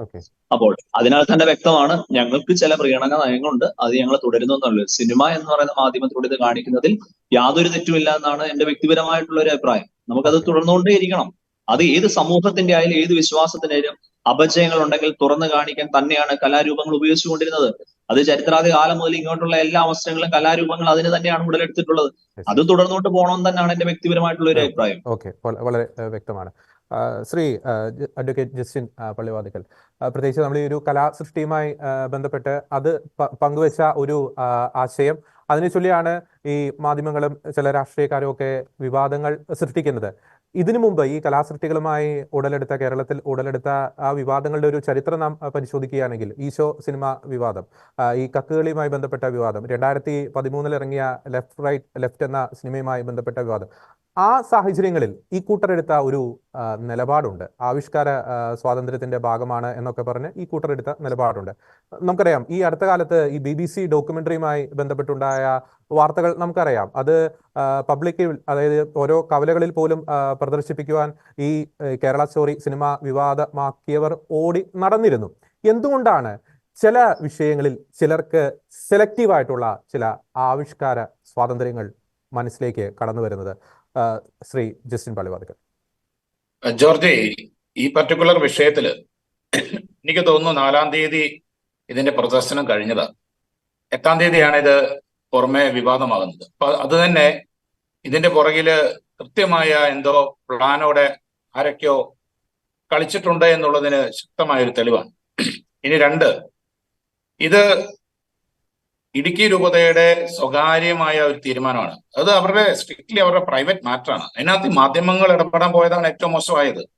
മാധ്യമങ്ങൾ സ്വകാര്യതയിലേക്ക് കടന്നു കയറുന്നതിനെതിരെയാണ് നമ്മൾ സ്വരം ഉയർത്തേണ്ടതെന്നാണ് എനിക്ക് തോന്നുന്നത്. അത് ഇടുക്കി രൂപതയ്ക്ക് സ്വാതന്ത്ര്യമുണ്ട്. കാരണം ഇന്ത്യ ഗവൺമെന്റ്, ഇന്ത്യൻ ഭരണഘടനയുടെ അടിസ്ഥാനത്തിൽ രൂപീകരിക്കപ്പെട്ട സെൻസർ ബോർഡ് അംഗീകാരം കൊടുത്ത് ഇന്ത്യയിൽ മൊത്തം പ്രദർശനാനുമതിയുള്ള ഒരു സിനിമയാണ് അവിടെ പ്രദർശിപ്പിച്ചത്. അതിനെതിരെ എന്തെങ്കിലും പരാതി ഉണ്ടെങ്കിൽ ഈ പരാതിക്കാരെല്ലാം കൂടെ സുപ്രീം കോടതിയിലാണ് പോകേണ്ടത്. അല്ലെങ്കിൽ അതായത് ഹൈക്കോടതികളിൽ ഓർഡർ മേടിക്കുക, അല്ലെങ്കിൽ സുപ്രീം കോടതി പോയി ഓർഡർ മേടിക്കണം, അല്ലെങ്കിൽ സെൻസർ ബോർഡിനെ സമീപിക്കണം. അതൊന്നും ചെയ്യാതെ ദൂരദർശൻ പോലും കഴിഞ്ഞ ദിവസം പ്രദർശിപ്പിച്ച സിനിമയ്ക്കെതിരെ നടത്തുന്നത് ഗൂഢമായ അജണ്ടയാണ്. ഇതിന്റെ പുറകിൽ ഒരു മാധ്യമ അജണ്ട, മാധ്യമങ്ങളുടെ വ്യാപാര അജണ്ട, അവരുടെ ബിസിനസ്. ഈ നമ്മുടെ നമ്മുടെ മീഡിയയെ കൊണ്ടുപോയി, മാധ്യമ ധർമ്മത്തെ കൊണ്ടുപോയി വ്യവസായവൽക്കരിച്ചതിന്റെ പരിണിത ഫലമാണ് ഒരു ബോധവുമില്ലാതെ ഈ സമൂഹത്തിൽ സ്പർദ്ധ വളർത്തുന്നതിന് വേണ്ടി മാധ്യമങ്ങളുടെ ഈ സാധനം പ്രചരിപ്പിച്ചത് എന്നുള്ളതാണ് ഒന്നാമതായിട്ട് എനിക്ക് പറയാനുള്ളത്. രണ്ട്, ഇതിന്റെ പുറകിൽ ഓരോ കാലഘട്ടത്തിലും കൃത്യമായ ഗൂഢാലോചനകളുണ്ട്. ക്രൈസ്തവ വിശ്വാസത്തെയും ക്രൈസ്തവ സമൂഹത്തെയും എന്നും ടാർഗറ്റ് ചെയ്തുകൊണ്ട്, അത് നാടകമായിക്കോട്ടെ, സീരിയൽ ആയിക്കോട്ടെ, സിനിമ ആയിക്കോട്ടെ, ഈ ന്യൂജൻ സിനിമകളായിക്കോട്ടെ, ഏത് വിധേനയും അല്ലെങ്കിൽ സോഷ്യൽ മീഡിയയിലൂടെ മറ്റു മാർഗങ്ങളിലൂടെയൊക്കെ താറടിക്കുവാനും വിശ്വാസത്തെയും വിശ്വാസികളെയും ഒക്കെ ചിതറിക്കാനും വേണ്ടി നടത്തുന്ന ഗൂഢമായ ശ്രമങ്ങളെ നമുക്കൊക്കെ വ്യക്തമായിട്ട് അറിയാം. അതെല്ലാം നമുക്കറിയാവുന്നതാണ്. അപ്പൊ ഇതിന്റെ പുറകിൽ ആരാണെന്നും എന്താണെന്നും ഒക്കെ കൃത്യവും വ്യക്തവുമായിട്ട് ഈ നാട്ടിൽ അരിയാഹാരം കഴിക്കുന്ന എല്ലാ മലയാളികൾക്കും കൃത്യമായിട്ട് നല്ല ബോധ്യമുണ്ട്. അപ്പൊ അതിനെ സംബന്ധിച്ചിടത്തോളം നമുക്ക് തർക്കമില്ല. പിന്നെ എന്റെ കേരളം ഇങ്ങനെയല്ല എന്നാ ഇപ്പൊ പറയുന്നത്. എന്റെ കേരളം ഇങ്ങനെയല്ല, നമ്മുടെ കേരളം ഇങ്ങനെയല്ല. പക്ഷെ ഞാൻ പറയുന്നത് അങ്ങനെയല്ല പറയേണ്ടത്. എന്റെ കേരളം ഇങ്ങനെ ആയിരുന്നില്ല എന്നാണ് നിങ്ങൾ പറയേണ്ടത്. ഇതിനെ വിമർശിക്കുന്നവർ എന്റെ കേരളം ഇങ്ങനെ അല്ല എന്ന് പറയുന്നവര് എന്റെ കേരളം ഇങ്ങനെ ആയിരുന്നില്ല. കാരണം ഇപ്പോൾ അങ്ങനെയാണ് എന്റെ കേരളം. ഇപ്പോ ഈ വിവാദം നടക്കുമ്പോഴും എനിക്ക് വ്യക്തമായിട്ട്, ഞാൻ ഇങ്ങനെയുള്ള ഇഷ്യൂസിൽ ഡയറക്റ്റ് ഇടപെടുന്ന ആളായതുകൊണ്ട് എനിക്കറിയാം കൃത്യമായിട്ട് വളരെ ടാർഗറ്റഡ് ആയിട്ട് ഈ ഇലക്ഷൻ സമയം ആയതുകൊണ്ടൊന്നും നിർത്തിയൊന്നും വെച്ചിട്ടില്ല. ഇത് ഇലക്ഷൻ സമയം ആയതുകൊണ്ട് ഏതെങ്കിലും രാഷ്ട്രീയ പാർട്ടികളെ പ്രീണിപ്പിക്കുന്നതിന് വേണ്ടിയിട്ട് ഇത്തരത്തിലുള്ള തീവ്രവാദ നിലപാടുകൾ എടുക്കുന്നവരൊന്നും ഈ പരിപാടി നിർത്തിവെച്ചിട്ടില്ല. വളരെ ആഘോഷപൂർവ്വം മുന്നോട്ട് പോവുക, വളരെ തന്ത്രപൂർവ്വം മുന്നോട്ട് പോവുക. ഇതിനകത്തൊക്കെ ടാർഗറ്റ് ചെയ്യപ്പെടുന്ന ഒരു സമൂഹം അത് ക്രൈസ്തവ സമൂഹമാണ്, അവിടുത്തെ പെൺകുട്ടികളാണ്. അപ്പൊ അത് നമുക്ക് മനസ്സിലാക്കാതിരിക്കാൻ പറ്റിയ, അതുകൊണ്ട് അത്തരത്തിൽ അപകടത്തിലേക്ക് പോകാൻ സാധ്യതയുള്ള കുഞ്ഞുങ്ങളെ ബോധവൽക്കരിക്കുന്നതിന് വേണ്ടി ഈ ഇടുക്കി രൂപത ഇങ്ങനെ ഒരു പരിപാടി നടത്തിയിട്ടുണ്ടെങ്കിൽ അത് strictly is their private matter, private issue. അതിനകത്ത് നമുക്ക് ആർക്കും ഇടപെടാൻ അവകാശമില്ല. കാരണം ഇന്ത്യയിൽ മൊത്തം പ്രദർശനാനുമതിയുള്ള സിനിമയാണ്. ഞാൻ എന്റെ മക്കളെയും കാണിച്ചാണ്. അങ്ങനെയാണ് ഇവർ എന്റെ മക്കൾക്കും എനിക്കും എതിരെ കേസ് കൊടുക്കട്ടെ, നോക്കാം.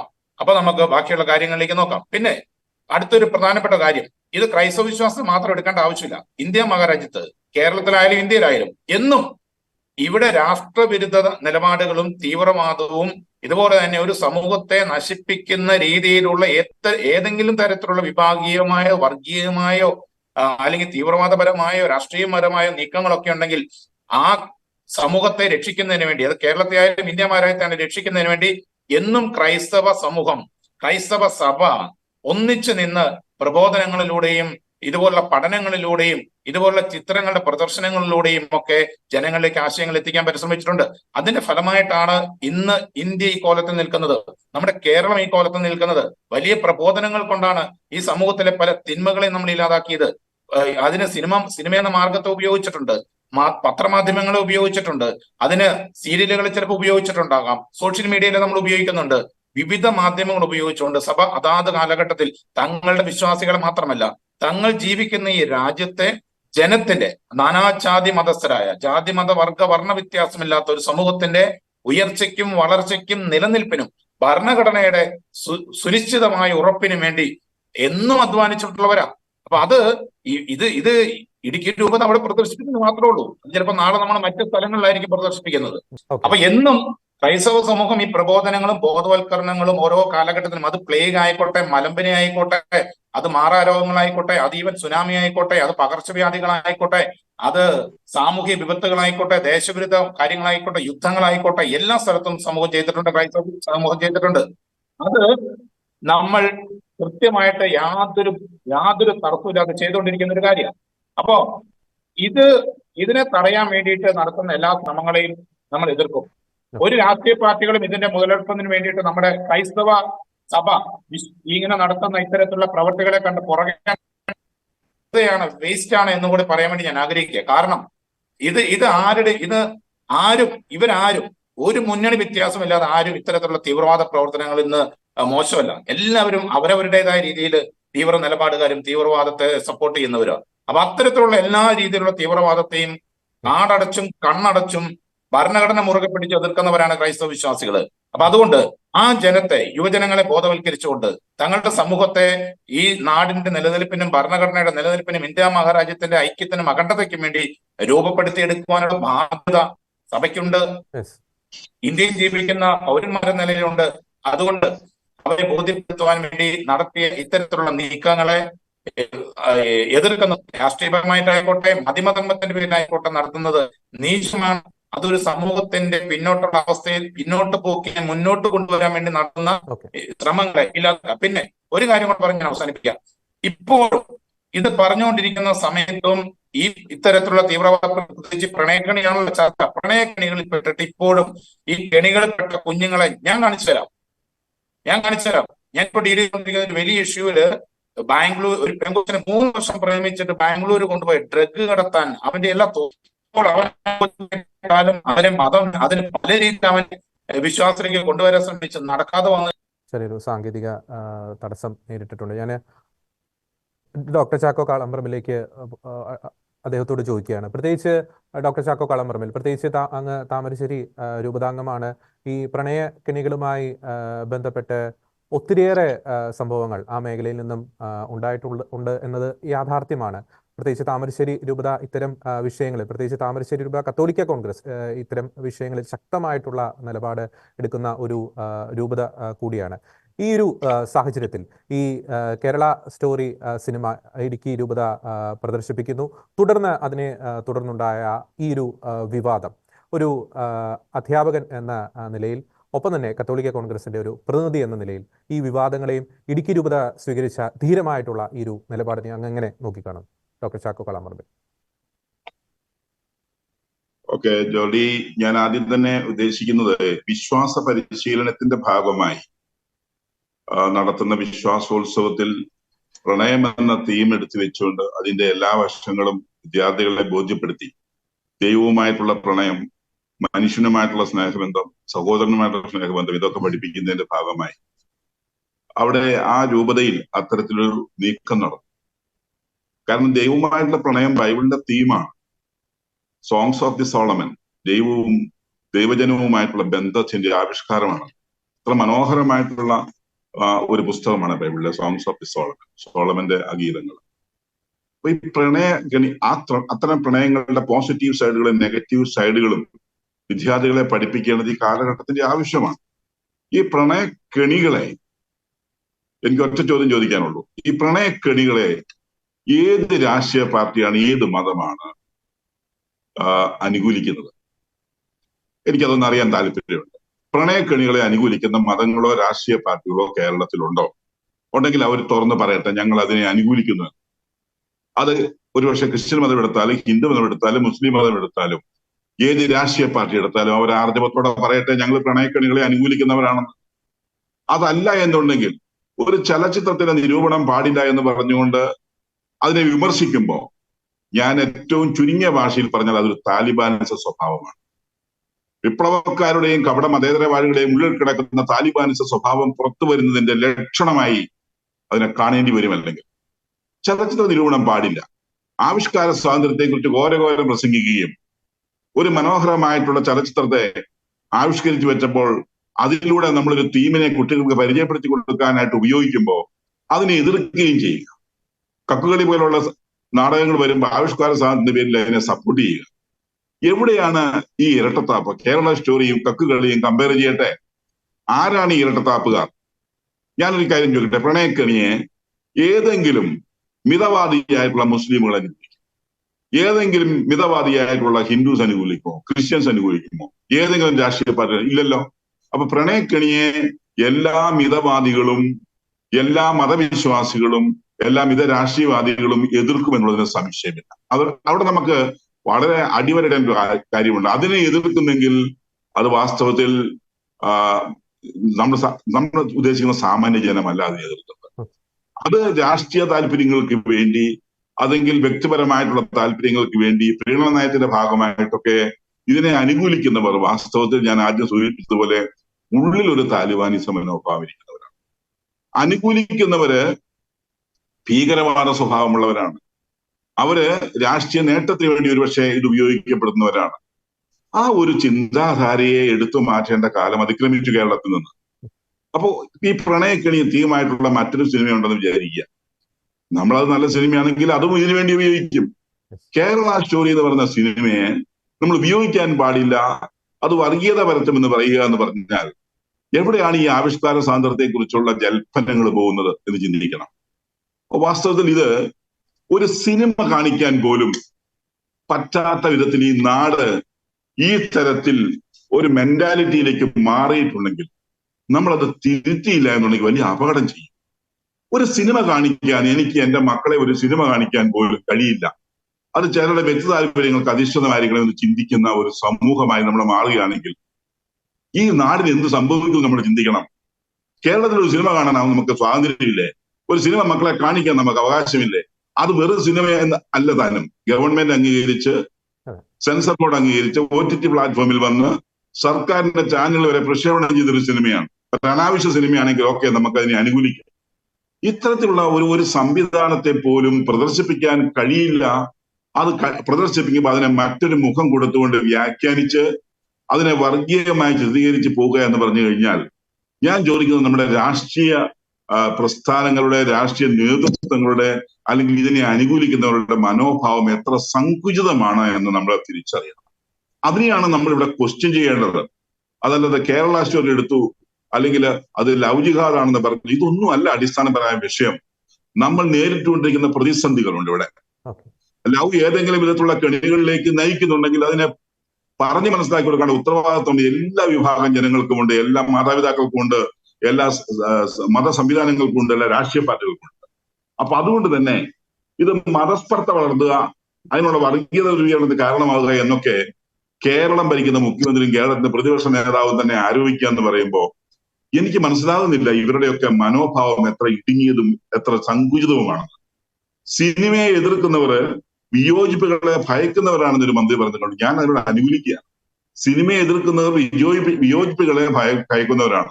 നമ്മുടെ ജനാധിപത്യ സംവിധാനത്തിൽ വിയോജിപ്പുകൾ ഉണ്ടാകാം.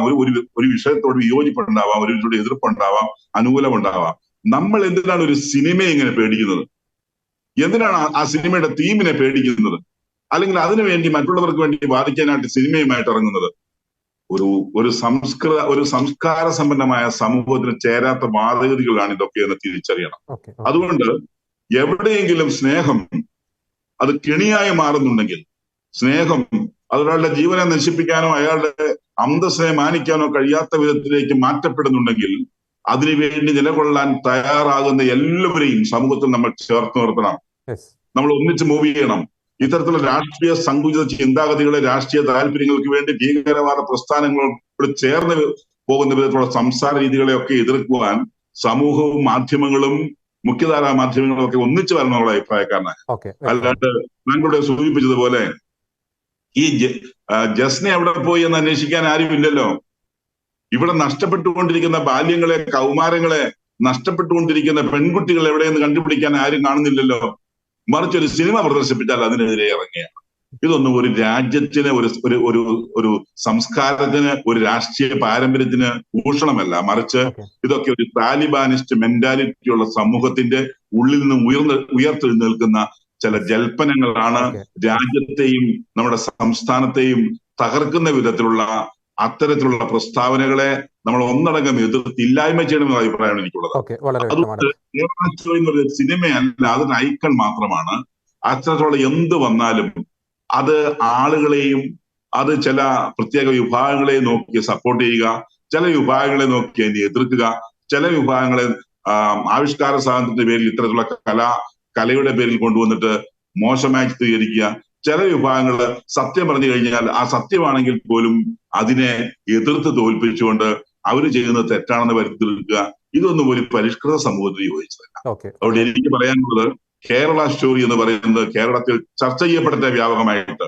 എന്നിട്ട് ഇവിടുത്തെ രാഷ്ട്രീയ പ്രസ്ഥാനങ്ങളുടെ അല്ലെങ്കിൽ രാഷ്ട്രീയ നേതൃത്വത്തിലുള്ള പലരുടെയും ആ മുഖംമൂടി ഒന്ന് വലിച്ചു ചീന്തി നോക്കാം നമുക്ക്. ഇവിടെയുള്ള ഇവിടെ ഞാൻ ചോദിക്കട്ടെ, ഇവിടുത്തെ ഈ ലവ് ജിഹാദ് എന്നാണല്ലോ ഇതിനെ വിളിക്കുന്നത്. നമ്മുടെ മുസ്ലിം സഹോദരങ്ങളിൽ എത്ര പേര് ഇതിനെ അനുകൂലിക്കും? അനുകൂലിക്കുന്നവരുണ്ടാവില്ല. അനുകൂലിക്കുന്ന ഭീകരവാദ മനോഭാവങ്ങളായിരിക്കും. അല്ലാത്ത സാധാരണ മിതവാദികളായിട്ട് ഒരാൾ പോലും ഇതിനെ എതിർക്കുമെന്ന് ഞാൻ വിശ്വസിക്കുന്നില്ല. ഈ ആർഗ്യുമെന്റിനെ എതിർക്കുമെന്ന് ഞാൻ വിചാരിക്കുന്നില്ല. അതുകൊണ്ട് നമുക്ക് തിരിച്ചറിയേണ്ട ഒരു യാഥാർത്ഥ്യം, കേരള പോലെയുള്ള ഏത് തീമുകളുമായും നമ്മുടെ സമൂഹം നേരിട്ടിരിക്കുന്ന ഒരു വെല്ലുവിളിക്ക് ഒരു സിനിമയിലൂടെ നമ്മൾ തീർച്ചയായിട്ടും ബോധവൽക്കരണം എന്ന പ്രോഗ്രാം അനുകൂലിച്ച് ആ പ്രതിസന്ധി അതിജീവിക്കാനുള്ള മുന്നേറ്റമാണ് ഈ കാലഘട്ടത്തിന് ആവശ്യം. മറിച്ച് വോട്ട് ബാങ്ക് രാഷ്ട്രീയത്തിന്റെ പേരിലും ഭീകരവാദ പ്രസ്ഥാനങ്ങളെ പ്രോത്സാഹിപ്പിക്കുന്നതിന്റെ പേരിലും അവരെ പീഡിപ്പിക്കുന്നതിന്റെ പേരിലുമുള്ള ഇത്തരത്തിലുള്ള സങ്കുചിത ചിന്താധാരകളെ കൈവെടിഞ്ഞ് മുമ്പോട്ട് പോകാൻ കേരളത്തിന് സാധ്യമാകാറ് നമ്മുടെ സമുദായം നേതൃത്വം കൊടുക്കാൻ കഴിയണം. കാരണം ക്രിസ്ത്യൻ സമൂഹത്തിന് ആ തരത്തിൽ ഒരു വർഗീയതയില്ല, ക്രിസ്ത്യൻ സമൂഹത്തിന് ആ തരത്തിൽ ചിന്താധാരയില്ല. അവൻ എല്ലാവരെയും സഹോദരനായിട്ടാണ് കാണുന്നത്. അതായത് എന്റെ അടുത്ത് നിൽക്കുന്നത് മാത്രമല്ല, എനിക്ക് അർഹത ഏതാണോ അവന് എന്റെ സഹായം ആവശ്യപ്പെടുന്ന അവനൊക്കെ എന്റെ സഹോദരനാണ്. ഇവിടെ സഹോദരങ്ങളെ ഉള്ളൂ ക്രിസ്ത്യൻ സമൂഹത്തിന്. ഇവിടെ വർഗങ്ങളൊന്നുമില്ല. ഇവിടെ അതുപോലെ തന്നെ മറ്റു വിധത്തിലുള്ള ഉൾക്കൊള്ളാൻ പറ്റാത്ത വിഭാഗങ്ങളില്ല. ക്രൈസ്തവ സമൂഹത്തെ സംബന്ധിച്ച് ജാതി മത വർണ്ണ വർഗ ഭേദമന്യേ അതിനെ ഉൾച്ചേർത്ത് നിർത്താൻ കഴിയുന്ന ഒരു വിശ്വാസ സംഹിതയുടെ ബഹിസ്ഫുരണമാണ് മതവിശ്വാസം എന്ന് പറയുന്നത്. അതിനെ ആർക്കും തകർക്കാൻ കഴിയില്ല. ആ വിശ്വാസ സംഹിതയിൽ അടിയുറച്ചു നിന്നുകൊണ്ട് മറ്റുള്ളവനെ സഹോദരനായി കാണാൻ കഴിയുന്ന വിശ്വാസമാണ് അത്. മറ്റൊരു സമൂഹത്തിന് ഈ അപകടം പറ്റിയാലും ക്രിസ്ത്യൻ സമൂഹത്തിന്റെ അല്ലെങ്കിൽ ഈ നേതൃത്വം കൊടുക്കുന്നവരുടെ കാഴ്ചപ്പാട് ഇത് തന്നെയായിരിക്കും. അതിനെതിരെ ശിക്ഷിക്കുമെന്ന ഒരു ബോധവും ഒരു ബോധ്യവും പൊതുസമൂഹത്തിൽ ഉണ്ടാകുന്നത് നല്ലതാണ്. ഞാൻ സമയപരിമിതി മൂലം ഇടപെടുകയാണ്. പ്രത്യേകിച്ച് കേരള സ്റ്റോറി മുന്നോട്ട് വയ്ക്കുന്ന ആ ഒരു മെസ്സേജ്, ജാതി മത ഭേദമന്യേ ഒരു ശക്തമായി പൊതുസമൂഹം ഏറ്റെടുക്കണമെന്നുള്ള വ്യക്തമായിട്ടുള്ള ഒരു ആശയം തന്നെയാണ് ഡോക്ടർ ചാക്കോ കാളാമ്പറമ്പിൽ മുന്നോട്ട് വെച്ചത്. ശ്രീ ജോൺസൺ കൊച്ചുപറമ്പിൽ, അങ്ങ് ഒരു മതാധ്യാപകൻ കൂടിയാണ്. പ്രത്യേകിച്ച് ഇടുക്കി രൂപത ചെയ്ത ഈ ഒരു ധീരമായിട്ടുള്ള ഈ ഒരു ചുവടുവെപ്പ്, അത്തരത്തിലുള്ള കാലോചിതമായിട്ടുള്ള ചില മാറ്റങ്ങൾ ഈ കാലഘട്ടത്തിന് അനുസൃതമായി അത്തരം വെല്ലുവിളികളെ കുട്ടികൾക്ക് ബോധവൽക്കരിക്കുന്ന രീതിയിലുള്ള ഒരു മാറ്റങ്ങൾ നമ്മുടെ വിശ്വാസ പരിശീലന മേഖലയിൽ വരുത്തേണ്ട ഒരു സമയം അതിക്രമിച്ചില്ലേ? ഒപ്പം തന്നെ ഇടുക്കി രൂപത കാണിച്ച നല്ലൊരു മാതൃക അത് മറ്റ് രൂപതകളും കേരള സഭ മുഴുവൻ, കേരള സഭ മാത്രമല്ല ഭാരത സഭ മുഴുവൻ ഏറ്റെടുക്കേണ്ട ഒരു നല്ലൊരു മാതൃക തന്നെയല്ലേ ശ്രീ ജോൺസൺ കൊച്ചുപറമ്പിൽ? തീർച്ചയായും ഞാൻ ഒരു മത അധ്യാപകൻ എന്ന നിലയിൽ ഇടുക്കി രൂപത കാണിച്ച ഈ ആർജവത്തെ ഏറെ പ്രശംസിക്കുന്നു. ഇടുക്കി രൂപത കുട്ടികളുടെ വിശ്വാസോത്സവവുമായി ബന്ധപ്പെട്ട്, സുവിശേഷോത്സവവുമായി ബന്ധപ്പെട്ട് ഉള്ള പാഠ്യപദ്ധതിയുടെ ഭാഗമായി കുട്ടികൾക്കൊരു സിനിമാ നിരൂപണം കൊടുത്തു. അതാണല്ലോ ഇപ്പോൾ ഒരു കോലാഹലമായി ചില മാറ്റങ്ങളൊക്കെ കൊണ്ടുവരികയും ചർച്ചയ്ക്കെടുക്കുകയും ചെയ്യും. നമ്മൾ മനസ്സിലാക്കേണ്ടത് വിശ്വാസ പരിശീലനം സഭയുടെ ഒരു അടിസ്ഥാനപരമായ ഒരു ദൗത്യമാണ്. പുതിയ തലമുറയിലെ കുട്ടികളെ ക്രിസ്തുവിന്റെ സ്നേഹത്തിൽ സഭയുടെ പ്രബോധനങ്ങൾക്ക് അനുസൃതം വിശ്വാസത്തിൽ ആഴപ്പെടുത്തി ക്രിസ്തുവിനെ അറിയാനും അനുഭവിക്കാനും കൂദാശ ജീവിതത്തിൽ വളർത്തുവാനും സമൂഹത്തിൽ ഉത്തമ വ്യക്തികളായി അവരെ വളർത്തിക്കൊണ്ടുവരാനുള്ള ഒരു പ്രക്രിയയാണ് വിശ്വാസ പരിശീലനം. അത് ഒരു കരിക്കുലം പോലെ കൃത്യമായ പാഠ്യപദ്ധതിയോടെ പുസ്തകങ്ങളോടെ 12 വർഷങ്ങളിലായി നടത്തുന്ന ഒരു പദ്ധതിയാണ്. അതിനു പുറമെയാണ് ഈ ഉയിർപ്പ് തിരുനാളിന് ശേഷം, പഴയ കാലത്ത് 10 ദിവസത്തോളം ഇന്റൻസീവ് കോഴ്സ് എന്ന രീതിയിൽ നടത്തിയിരുന്നു. ഇപ്പോൾ അങ്ങനെയല്ല. ഇപ്പോ ചങ്ങനാശ്ശേരി അതിരൂപതയില് ഇത് സുവിശേഷ ഉത്സവം, വിശ്വാസോത്സവം, ഇടുക്കി രൂപതയില് സുവിശേഷോത്സവം, കാഞ്ഞിരപ്പള്ളി രൂപതയില് ഉത്ഥാനോത്സവം, ഇങ്ങനെ വ്യത്യസ്തമായ പേരുകളിൽ ഒരാഘോഷപൂർവമായി ക്രിസ്തുവിന്റെ ഉത്ഥാനത്തിന് ശേഷം ആഘോഷപൂർവമായ ഒരു വിശ്വാസ പരിശീലനം കുട്ടികൾക്ക് നൽകുന്ന ഒരു പദ്ധതിയാണ്. ഈ പദ്ധതിയുടെ പ്രത്യേകത എനിക്ക് തോന്നുന്നു ജിൻസൺ പറഞ്ഞു തന്നു.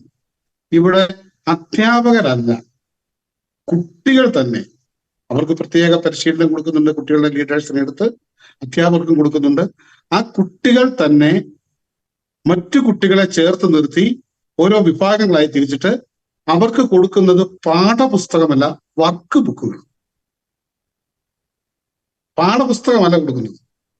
ഒരു പുസ്തകം കൊടുത്തിട്ട് ഏതെങ്കിലും അധ്യാപകനോ കുട്ടിയുടെ ലീഡറോ ആരെയും പഠിപ്പിക്കുന്നില്ല. അവിടെ കൊടുക്കുന്നത് വർക്ക് ബുക്കുകൾ. ഓരോ ദിവസവും പ്രത്യേകമായ ചില വിഷയങ്ങൾ എടുത്ത് അതിന് ചില സൂചനകൾ മാത്രം കൊടുക്കും. അത് കുട്ടികൾ തന്നെ കണ്ടെത്തി അത് അതിന്റെ റിപ്പോർട്ടായി അവിടെ അവതരിപ്പിച്ച് ചർച്ചകൾ നടത്തി അത് ഒരു കുട്ടികളുടെ ബോധ്യതലത്തിലേക്ക് കൊണ്ടുവരിക.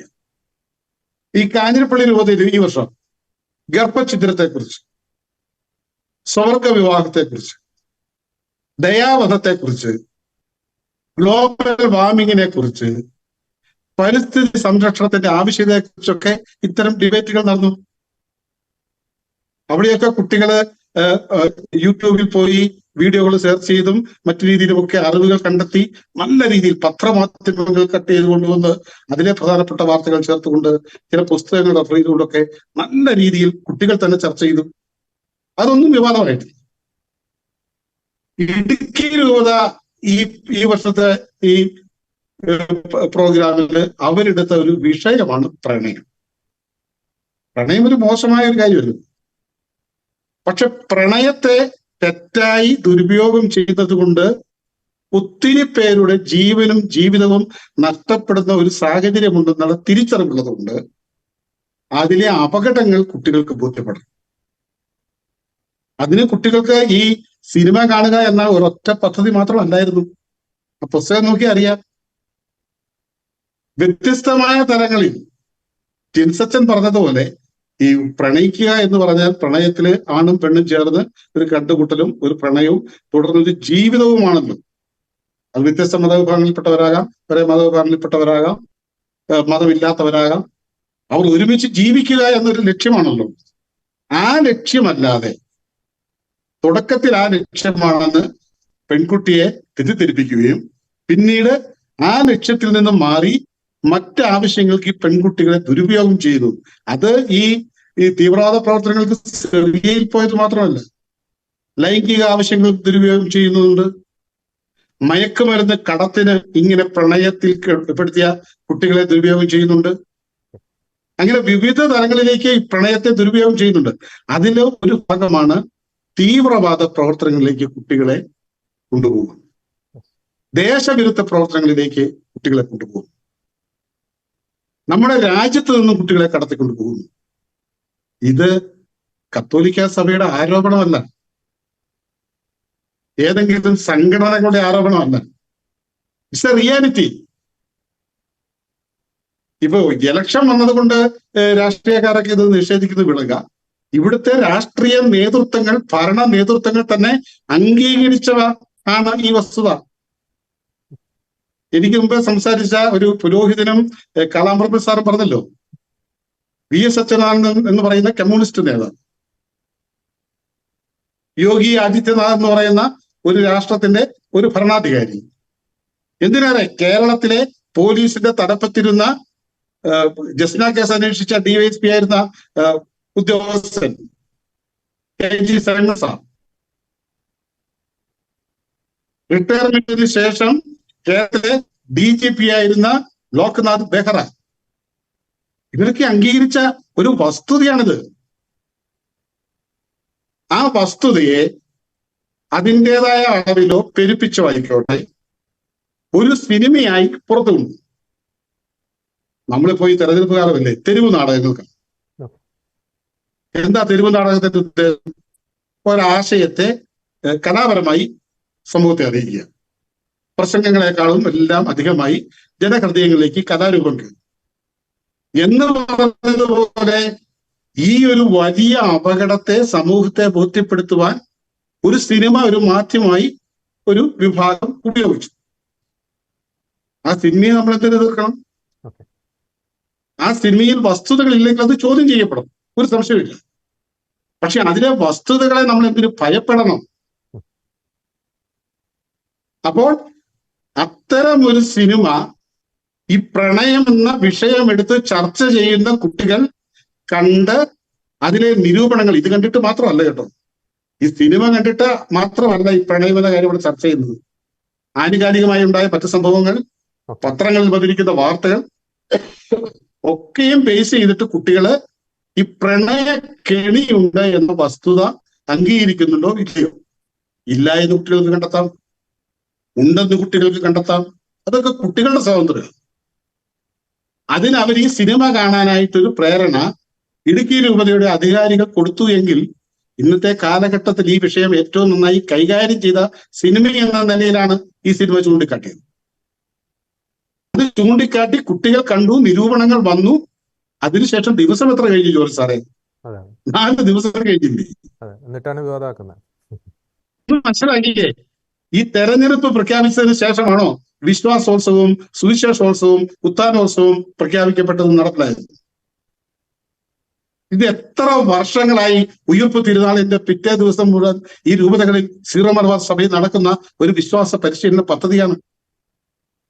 അവിടെ തെരഞ്ഞെടുപ്പൊന്നും ബാധകമല്ല, രാഷ്ട്രീയം ബാധകമല്ല, ആ സമയത്തെ സാമൂഹിക സാഹചര്യം ഒന്നും ബാധകമല്ല. ഓക്കെ.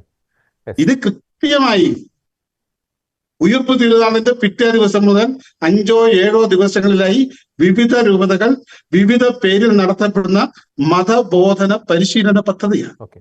ഞാൻ ആ പദ്ധതിയുടെ ഭാഗമായി നമുക്ക് സമയപരിമിതി ഉണ്ട്, അതുകൊണ്ട് വളരെ പെട്ടെന്ന് നമുക്കൊന്ന് കൺക്ലൂഡ് ചെയ്യാം. യെസ്.